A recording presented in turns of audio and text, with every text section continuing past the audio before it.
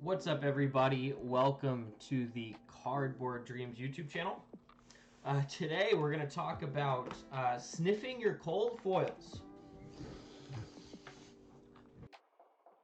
Beautiful.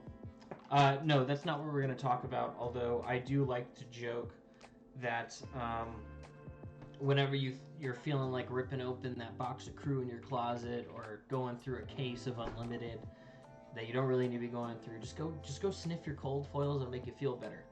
But I want to talk even more today about I want to respond sort of to Bronson's videos about free trendies, which is kind of what's going on with Flesh and Blood right now. We know that a lot of people are coming to the game, like a lot, like pre-orders for a booster box that 2 months ago people were complaining about the pre-orders going for 200. Now they're going for 500 and no one is batting an eye. That's how much value that people see in this game, and that's how many people are coming in. So let's talk about what free trendies mean. And the reason I'm showing off my cold foils is because, like, actually I did need to open up my cards, and I think they'll be a little bit relevant to the discussion here. I do want to talk about cold foils first edition because that's where all the tendies are.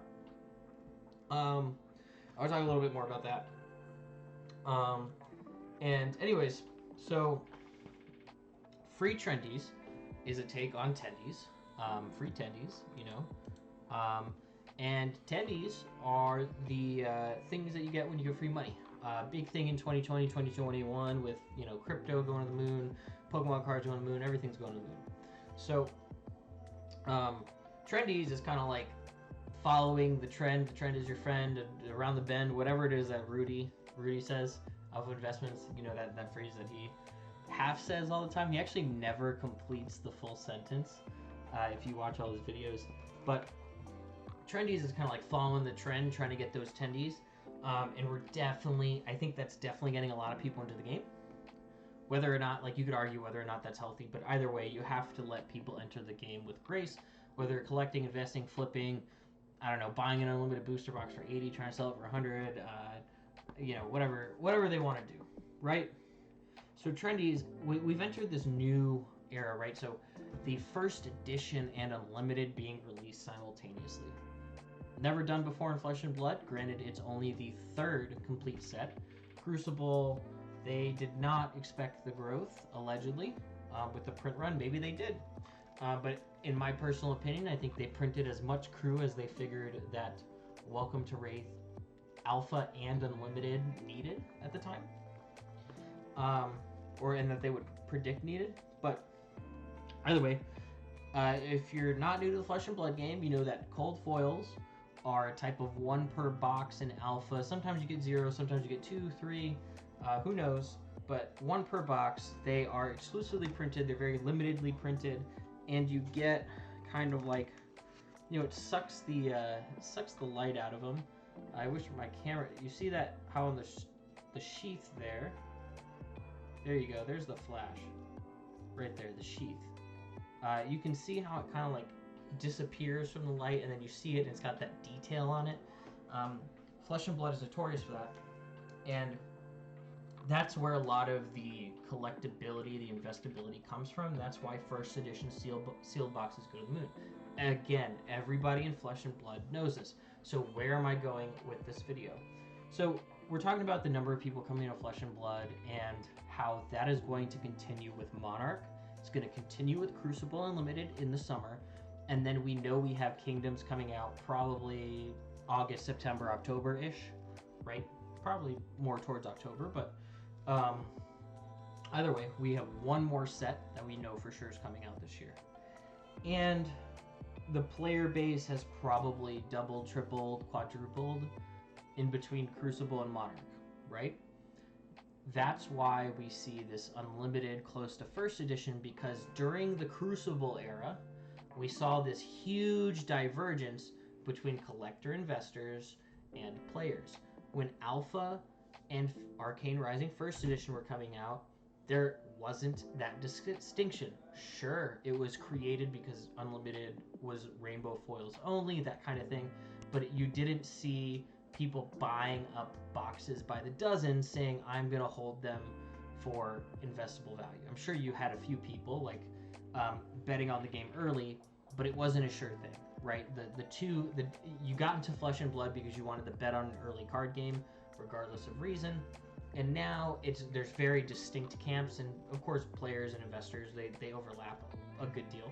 But there's now two core markets being served, whereas initially it was like, let's make sure that the game does well and that it does satisfy both those markets, but they were largely treated the same way. Not necessarily by sentiment, but by action. And I think LSS did a good job of tossing a big blanket all at once. And now we've got two blankets. We've got the first edition and we've got the unlimited, and we've got to space it out so that players can get stuff on time. So, like I said, Monarch has now reached $5 a box, and we have more people than ever inside of Flesh and Blood. So, we know that's going to, like I said, it's going to continue through summer, and we're going to get to Kingdoms.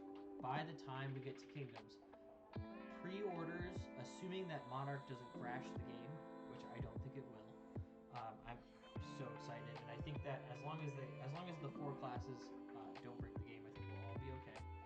But Kingdoms will be the true test of LSS's skill in handling this community, and it'll be a true test of how much of our community is in it for the free tendies, and how much of us just like the game. So coming back to this, is that the trend now is going to be Flesh and Blood, pumping Flesh and Blood.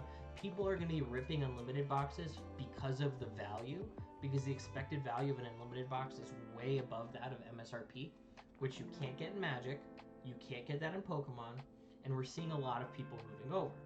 So now the question will be, is do we have enough players coming in that don't care about first edition, which is going to be big, and I think that's it, actually. Do we have enough players coming in that don't care about first edition? Because guess what? First edition, even if they double the print runs, after the population base's expansion, or like the player base's expansion, or just like the collector base, like just general, people in Flesh and Blood, tripling, quadrupling, 10xing over the next few months, even if LSS doubles their print run, there's not going to be enough for everyone to go around. And when that happens and prices go up to what they are with Monarch pre-orders, is the community going to hold? Are people going to be okay with getting one case of Kingdoms First Edition at $1,000 on the first day of pre-order, and then that potentially going up to $2,000 by the time of release, which is what we're seeing now with Monarch, and that's going to be a lot more diluted amongst the population. Right now, you have many people who have many cases of Monarch. That is, you're going to see less and less of those people. In order to get that first edition box of Kingdoms, you are going to need a hookup. You're going to need to know the right places to go. You're either going to have to spend the premium at Channel Fireball right away, which everybody has learned to do, because the value is that high. People are willing to pay Channel Fireball prices.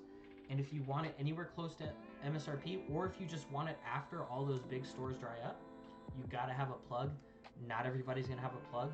And so first edition is going to be very inaccessible, more than it ever has been. And so we need to pay attention as a community. Is our player base healthy enough? Is our player base entry collector, like, you know, I've got my binder, sure, I've got a play set of Alpha Flick Flax Rainbow Foil, I've got a few Cold Foils, whatever, but I've also got, you know, oh, that's my Pokewalk. I've also got, you know, oh, well, this is all promo crew. There we go. I've also got Arcane Rising Unlimited. This is just a Rainbow Foil Blazing Aether. I like the card. I don't play Wizard, so I put it in my binder. We're going to need a lot more people like that, in my opinion, if this game is going to survive through Kingdoms in a healthy way, in a way that doesn't dilute the value of Unlimited, in a way that you have enough happy campers. And yeah, I think that's it, is like the trend. I think where the trend is going to be tested the most for Flesh and Blood, it's not going to be this month. It's not going to be on Monarch release. I think Monarch release is going to go, we're all going to be, you guys ever watch Wolf of Wall Street? You know how they start in like the like the warehouse, whatever, like that little old rundown store, and he's like training the people. And then eventually they get to the point where they're like snorting coke in a nice office or a yacht. Like, we're still in the office, we're like transitioning out, and I think Monarch is when we all start snorting coke in the yacht. That's what all the Flesh and Blood early adopters and the innovator phase, like everybody was in early 2020, 2019. Everyone's gonna be snorting coke. Everyone's gonna be like, oh, look at all this money, blah, blah, blah. And they're gonna be motorboating their cold foils. They're gonna be like sniffing those cold foils. And I think that's awesome. I think everybody who experiences that deserves to experience that. But I do think that the true test that Flesh and Blood is going to go through is going to be with the Kingdoms release, and it's going to be, can first edition be distributed fairly? If it's not, is Unlimited still after all this Unlimited gets ripped in summer with this large group of people, are enough of the people migrating to Flesh and Blood players of the game? And if that is the case, are these players willing to not have the free tendies that is first edition? And are they willing to stick with the game through that? I think so. I think we've got a good shot there. But I do see that as far as prices going up and all of that, I think it's going to continue through the summer. But I think if we ever see a true test of Flesh and Blood's perseverance, it will be Kingdoms. And I think we will start to see some unrest after that Monarch release, after that Crucible Unlimited release, particularly after the Crucible Unlimited release, because I think everyone's going to be on the high of Crucible Unlimited. But I think a lot can happen until then.